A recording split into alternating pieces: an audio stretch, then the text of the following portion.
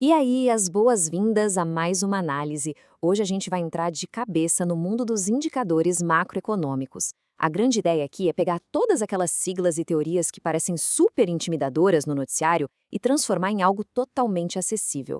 É parar de ver as coisas como números isolados e começar a entender tudo como engrenagens de um motor econômico interligado. Então, bora direto ao ponto. Nossa rota de hoje é a seguinte. Primeiro, as forças da inflação, depois os dois lados dos juros, decifrar de vez a Selic e CDI, passar pelo IPCA, conectar tudo no ciclo macroeconômico e, para fechar, ver como medir o crescimento real com o PIB. Vamos entender como tudo isso se conecta na prática. Começando pela seção 1, forças da inflação e o aumento de preços. Para entender isso de um jeito bem prático, é só pensar numa simples ida ao supermercado. A definição de inflação é super clara. Se a maçã está caríssima num mês por causa de uma seca, bom, isso é um caso isolado, não é inflação. Agora, se a maçã, a roupa da vitrine, a gasolina, o aluguel, se tudo sobe ao mesmo tempo, aí a conversa muda. É esse aumento generalizado que atinge os preços médios da economia inteira que a gente chama de inflação de verdade. E o que causa esse salto nos preços, né? São basicamente duas forças. A inflação de oferta rola quando os custos sobem lá na base. Tipo, a energia elétrica fica mais cara, o gasto da empresa dispara e essa conta acaba chegando na prateleira. Já a inflação de demanda é o outro lado da moeda. A economia está bombando, chega o 13º, o poder de compra aumenta e vai todo mundo às compras. Só que, se não tem produto para suprir toda essa procura, a escassez joga o preço lá para cima. Nos dois casos, adivinha só quem acaba pagando mais no final? Pois é. Passando para a seção 2, os dois lados dos juros, e tentar entender se eles são um fardo ou uma recompensa. O segredo aqui é tirar da cabeça aquela ideia de que juro é sempre um castigo. Na real, é uma ferramenta absurdamente poderosa. Tudo depende de qual lado da equação a gente está. O caminho mais comum e geralmente o mais dolorido é o fardo de quem precisa tomar crédito, pagando juros altíssimos para bancos ou no rotativo do cartão, o que vira uma bola de neve rapidinho. Mas olha só o outro lado. O caminho de quem empresta.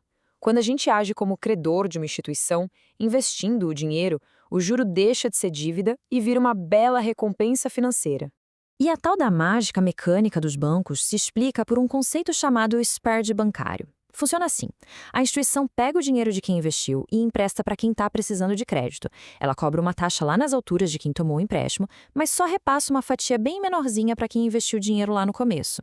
Essa diferença certinha entre o que ela cobra e o que ela paga é exatamente de onde sai o lucro gigante do sistema financeiro.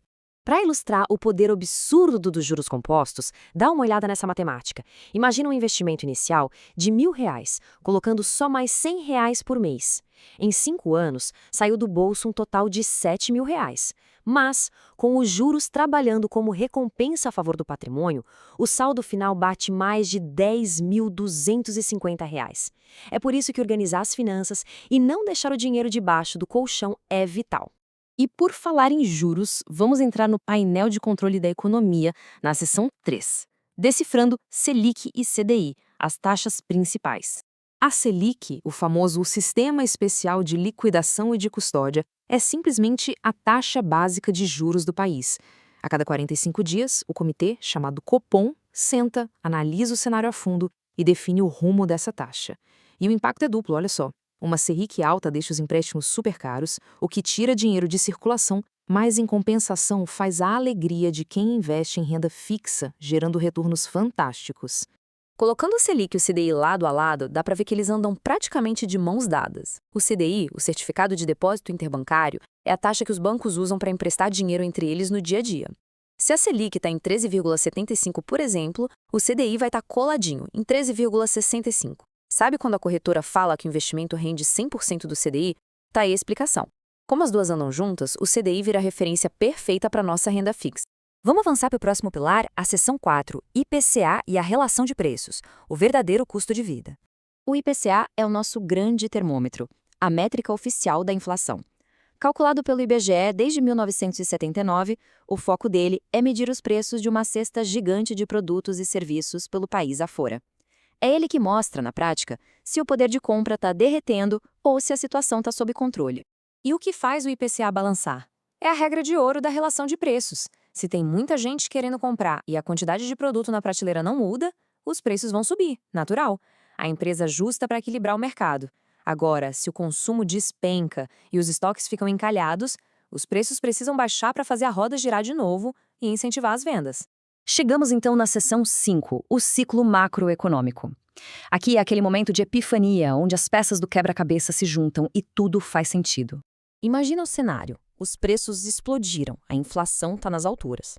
O Banco Central não cruza os braços, ele age. E como? Aumentando a taxa Selic. Com a Selic alta, o crédito fica caro, pegar dinheiro emprestado fica inviável, o que faz o consumo da população cair drasticamente. E pela regra que a gente acabou de ver, se o consumo cai, a demanda despenca e as empresas são forçadas a baixar os preços. Resumo da ópera, a inflação cede. É incrível ver como essa engrenagem funciona. Tudo na economia tem um motivo, uma reação e um ciclo super bem definido. É uma máquina que responde a estímulos. E o mais genial é que assim que a inflação é domada e os preços voltam a um patamar tranquilo, o ciclo recomeça e o Banco Central pode aos poucos começar a reduzir a taxa de juros novamente. Dando um passo atrás e olhando o cenário bem de cima, vamos para a seção 6, medindo o crescimento. Como a gente sabe se esse motor todo gerou riqueza de verdade? É aí que entra o PIB. O Produto Interno Bruto é o grande medidor do tamanho e da saúde da economia. Mas tem um detalhe vital aqui, que é a palavra finais. O PIB não sai somando absolutamente tudo de forma aleatória. Ele só conta os bens e serviços que já estão lá na ponta, na sua forma final. E tem um motivo brilhante por trás disso. Pensa nessa cadeia aqui, o trigo é cultivado, vira farinha, recebe o fermento, até virar o pão que a padaria vende. Se a economia somasse o valor do trigo, e depois somasse a farinha, e depois o fermento, e por fim o pão, a conta ia ficar completamente duplicada, porque a farinha e o fermento já carregam custos embutidos de outras fases. Fazer isso seria mascarar totalmente os números da economia. É por isso que só o pãozinho final, lá na prateleira, entra na conta do PIB. E quando a gente olha o histórico do PIB, vê a resiliência da sociedade em forma de gráfico. A crise global que estourou lá em 2008 deixou marcas fortes, mas já em 2010 os dados mostram um pico de recuperação impressionante. Em 2020, a queda foi brusca com a pandemia, capturada perfeitamente pelos números, só para ser seguida de um baita rebote de crescimento logo no ano seguinte. Acompanhar isso é ver a economia pulsando e se adaptando o tempo todo. Fechando o nosso mergulho de hoje, fica bem claro que o mercado não é um bicho de 7 cabeças.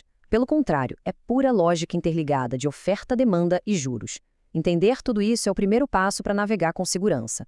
E a grande pergunta que fica no ar é, sabendo agora como todo esse motor funciona e acompanhando essas tendências, como é que essa visão holística vai moldar as próximas grandes estratégias no mundo dos investimentos? Fica a reflexão. Muito obrigado por acompanhar essa análise e até a próxima.